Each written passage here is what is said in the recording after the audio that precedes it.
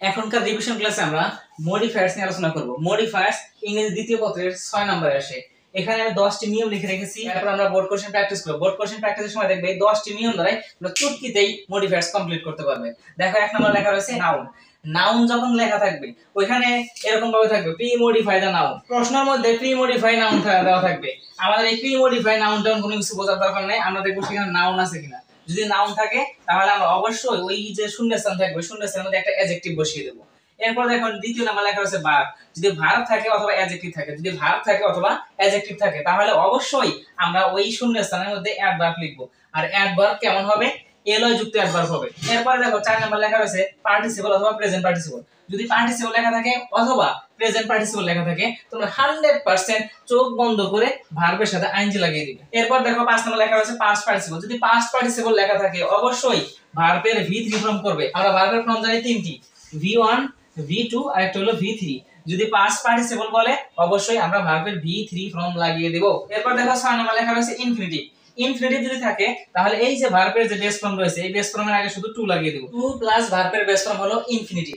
যেখানে আমাদের ইনফিনিটিভ লিখতে বলবো আমরা ওখানে ভার্বের বেস ফর্ম লিখবো, তার আগে একটা টু বসিয়ে দেব। এই টু সহ ভার্বের বেস ফর্ম আমরা কি বলবো?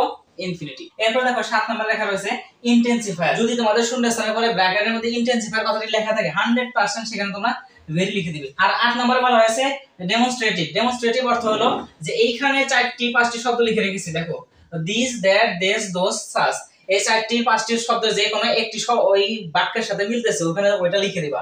যদি একটি সিঙ্গুলার থাকে তখন দিস অথবা দ্যাট লিখে দিবা। যদি প্লুরাল হয় তাহলে দেশ অথবা দেশ লিখে দিবা। অনেক সময় সাসও ব্যবহার হয়, এটা অর্থের সাথে মিল করে যেটা বসে সেটা বসিয়ে দিবা। এরপর দেখো 9 নাম্বার লেখা রয়েছে ডিটারমিনার। এই ডিটারমিনারের মধ্যে দুটি জিনিস মনে রাখবে। আর্টিকেল, আর্টিকেল যদি বলে তখন তোমরা সরাসরি কি মনে রাখবা? এ এন্ড দা। যদি আর্টিকেলের কথা লেখা থাকে তাহলে এ এন্ড দা এর মধ্যে কোন একটি বসবে। এরপর দেখো কোয়ান্টিফায়ার যদি থাকে, কোয়ান্টিফায়ার থাকলে মনে রাখবা যদি তোমার কাউন্টেবল নাউন হয় অর্থাৎ 1টি 2টি 3টি 4টি 5টি এরকম যদি গণনা করা যায়, যেমন আমার এই হাতের মার্কারটা যদি আমি গণনা করি 10টা মার্কার দাও, তুমি 1 2 3 4 5 6 7 8 9 10 এরকম ভাবে গুনে গুনে আমাকে 10টি মার্কার দিবে। ওই ক্ষেত্রে কাউন্টেবল এটা হলো গণনা করা যায়, আমরা কাউন্টেবল বলি। কাউন্টেবলের ক্ষেত্রে যদি আমার কাছে পর্যাপ্ত জিনিস না থাকে তখন আমরা তার জন্য ব্যবহার করব ফিউ। আর যদি পর্যাপ্ত জিনিস থাকে তাহলে ব্যবহার করব এ ফিউ। আর যদি অনেকগুলো জিনিস থাকে তখন কি ব্যবহার করব? মেনি। আর যদি এইটাই আনকাউন্টেবল নাউনের ক্ষেত্রে হয়, আনকাউন্টেবল নাউন কোনগুলো? যেগুলোকে আমরা গণনা করি না, গণনা না করে পরিমাপ করি। যেমন পানি আমরা কি করি? পরিমাপ করি 1 লিটার 2 লিটার। তারপর ধান গম এগুলোকে আমরা পরিমাপ করি যে 1 কেজি 2 কেজি। যেগুলো আমরা পরিমাপ করি তাদেরকে আনকাউন্টেবল নাউন বলবো। আর আনকাউন্টেবল যদি থাকে তাহলে যদি আনকাউন্টেবল পর্যাপ্ত থাকে তখন আমরা লিটল লিখবো, আর যদি পর্যাপ্ত থাকে এ লিটল লিখবো, অনেক বেশি থাকলে মাস লিখবো। আর এই সাম শব্দটা উভয়ের ক্ষেত্রে ব্যবহার হয়, কাউন্টেবলের ক্ষেত্রে ব্যবহার হয়, আনকাউন্টেবলের ক্ষেত্রে ব্যবহার হয়। এগুলো কোথায় ব্যবহার করব? যেখানে লেখা দেখবা ডেমনস্ট্রেটিভ রয়েছে অথবা কোয়ান্টিফায়ার রয়েছে। এই কোয়ান্টিফায়ারের ক্ষেত্রে অনেক সময় 1 2 3 4 5 ও ব্যবহার করা যায়, মানে কি 1 2 3 4 5 6 এরকম ইংরেজিতে ব্যবহার হবে। আর এগুলা আমরা বোর্ড কোশ্চেন প্র্যাকটিসের মাধ্যমে দেখব। এরপর সর্বশেষ দেখো 10 নম্বর লেখা রয়েছে পসেসিভ ফর্ম। এই পসেসিভ ফর্মটা কি? আমরা যে সাবজেক্ট লিখি এর অবজেক্ট ফর্ম লিখি, এর পসেসিভ ফর্ম লিখি। যে শূন্য স্থানের পরে ব্র্যাকেটের মধ্যে পসেসিভ কথাটা উল্লেখ থাকবে মনে রাখবে যে সাবজেক্ট দেওয়া থাকবে ওই সাবজেক্টের পসেসিভ ফর্ম ওখানে বসিয়ে দিবে।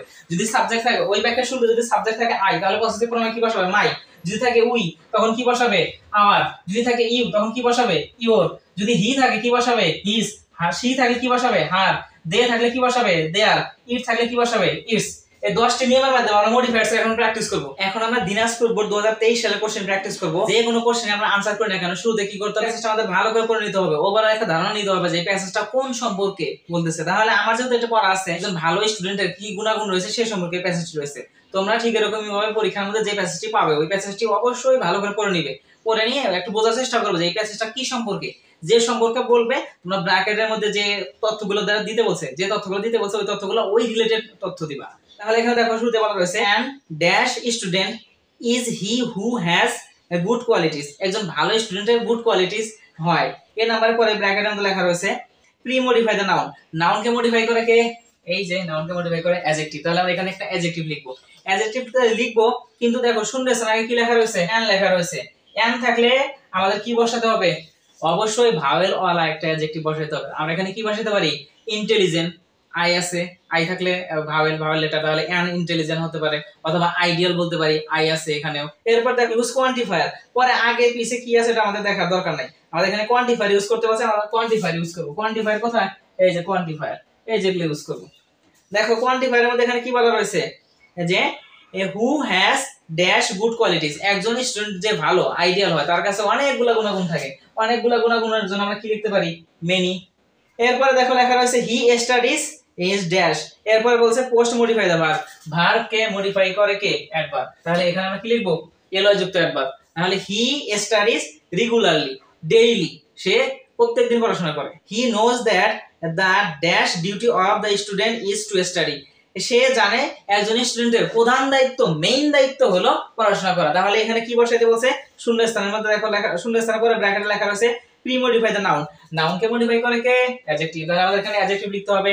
আর এখানে শূন্যস্থানে মানে কি বসবে পরে আমরা বুঝতে পারছি একজন স্টুডেন্টের প্রধান দায়িত্ব ফার্স্ট লিখতে পারি এখানে, অথবা আমরা মেইনলি লিখতে পারি, প্রধান অথবা মেইনলি দায়িত্ব হলো পড়াশোনা করা, তাহলে আমরা এখানে শূন্যস্থানে লিখতে পারি মেইনলি অথবা ফার্স্ট। এরপরে দেখো লেখা রয়েছে so he never neglects duty, এখানে দেখো ড্যাশ দেওয়া রয়েছে, এরপর শূন্যস্থান রয়েছে use possessive, high high high হ্যাঁ মজা আ গয়া। এখানে বাক্যের শুরুতে কি রয়েছে হি, হি এর পসেসিভ ফর্ম কি হিজ, তাহলে আমরা এখানে লিখে দেব হিজ, হয়ে গেল আমাদের आंसर।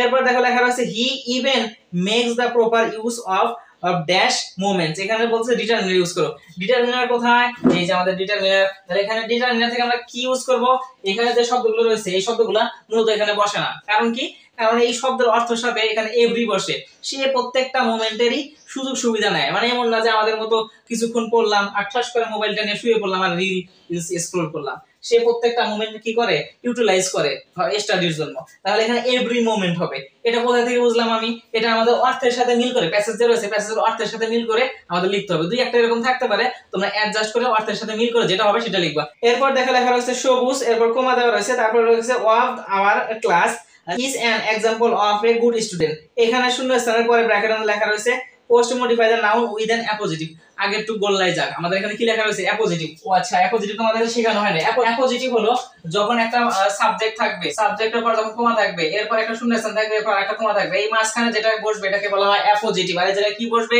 সাবজেক্ট সম্পর্কে একটা এক্সট্রা গুণ, সাবজেক্ট যেটা তার সম্পর্কে একটা এক্সট্রা গুণ এই জায়গায় লিখতে হবে। আমরা সাবজেক্ট যে আছে, সাবজেক্টকে এখানে সবুজ আছে, সে কি স্টুডেন্ট ভালো স্টুডেন্ট, তাহলে ভালো স্টুডেন্টের কি কি গুণ থাকে সেগুলো গুণের মধ্যে একটা গুণ লিখে দিলেই অ্যাপোজিটিভ হয়ে যাবে। কথা কি ক্লিয়ার? ওকে, তাহলে আমরা এখানে কি লিখতে পারি বলো সবুজ the first boy of the class, আমরা এখানে আমরা ফার্স্ট বয় লিখতে পারি। এরপরে বলতেছে সবুজ is dash helpful to us, এখানে শূন্যস্থান করে ব্র্যাকেটে আমাদের কি লেখা রয়েছে অ্যাডজেক্টিভ, অ্যাডজেক্টিভ বললে আমাদের কি বসাতে হবে, আমাদের অ্যাডভার্ব বসাতে হবে। এখানে আমরা একটা অ্যাডভার্ব বসাই, এখানে অ্যাডভার্ব কি অ্যাডভার্ব বসবে এলযুক্ত অ্যাডভার্ব যদি বসাইতে পারবো রিয়েলি হেল্পফুল। এরপর দেখো লেখা রয়েছে I try dash as a boy like সবুজ, আমি তার মতো ড্যাশ হতে চাই, তাহলে এখানে দেখো শূন্যস্থানের পরে ব্র্যাকেটে লেখা রয়েছে অ্যান ইনফিনিটিভ, অর্থাৎ আমাদেরকে ইনফিনিটিভ বসাইতে হবে। ইনফিনিটিভ মানে কি, ইনফিনিটিভ মানে হলো টু প্লাস ভার্বের বেস ফর্ম, অর্থাৎ একটা ভার্বের বেস ফর্ম বসবে তার আগে টু বসাই দেব, তাহলে আমাদের ইনফিনিটিভ শেষ। আমি তার মতো হতে চাই, যদি কারোর মতো হতে চাওয়া হয় বি মানে হওয়া, এর আগে টু বসাই দাও, তাহলে to be I want to be, সর্বশেষ লাইনে বলতেছে I want to be one of the dash stars in the class, আমি ক্লাসের মধ্যে একটা স্টার্স হতে চাই। এখানে ব্র্যাকেটের মধ্যে কি লেখা রয়েছে নাউন, নাউন থাকলে আবার ওই আগের কথাই অ্যাডজেক্টিভ বসবে, আমরা এখানে একটা অ্যাডজেক্টিভ বসাই, তাহলে এখানে আমরা গ্লিটারি লিখতে পারি। স্টার যেহেতু বলা, স্টার কি করে রাতের বেলা চকচক করে, তাহলে এখানে চকচকের ইংরেজি কি হবে গ্লিটারি। নিয়ম তো অনেকগুলো রয়েছে, আমি তোমাদের 10-11টি ট্রিক্স বললাম, এই ট্রিক্সের মাধ্যমে এই মডিফায়ার্স একটা বোর্ড কোশ্চেন প্র্যাকটিস করে দেখালাম। এই বোর্ড কোশ্চেন যেভাবে প্র্যাকটিস করলাম তোমরা সুন্দর করে পরীক্ষার মধ্যে যাবা কোশ্চেনটা পাবা, আমরা তোমরা পড়ে দেখবা যে প্যাসেজটা বলছে কোন সম্পর্কে, ওই সম্পর্কে তোমার যে শব্দগুলো থাকবে ওই শব্দগুলো তোমার মাথার জন্য ঘোরাফেরা করে, তারপরে ব্র্যাকেটের মধ্যে যা বলবে নাউনের কথা থাকবে অ্যাডজেক্টিভ লিখবা, ভার্বের কথা থাকবে অ্যাডভার্ব লিখবা, অ্যাডজেক্টিভের কথা থাকবে অ্যাডভার্ব লিখবা, পার্টিসিপল থাকবে অথবা প্রেজেন্ট পার্টিসিপল থাকবে ভার্বের সাথে আইএনজি লিখবা, আর যদি পাস্ট পার্টিসিপল থাকে ভার্বের বি3 ফর্ম লিখবা, ইনফিনিটিভ থাকলে টু প্লাস ভার্বের বেস ফর্ম, আর যদি ইন্টেন্সিফায়ার থাকে অবশ্যই ভেরি লিখে দিবা, আর ডেমনস্ট্রেটিভ থাকলে এই শব্দগুলো লিখে দিবা, ডিটারমিনার থাকলে এই শব্দগুলো লিখে দিবা, পসেসিভ বললে এই অনুযায়ী লিখে দিবা। ভালো করে পরীক্ষা দিয়ে কমেন্টে এসে লিখবা তোমার পরীক্ষা কেমন হয়েছে।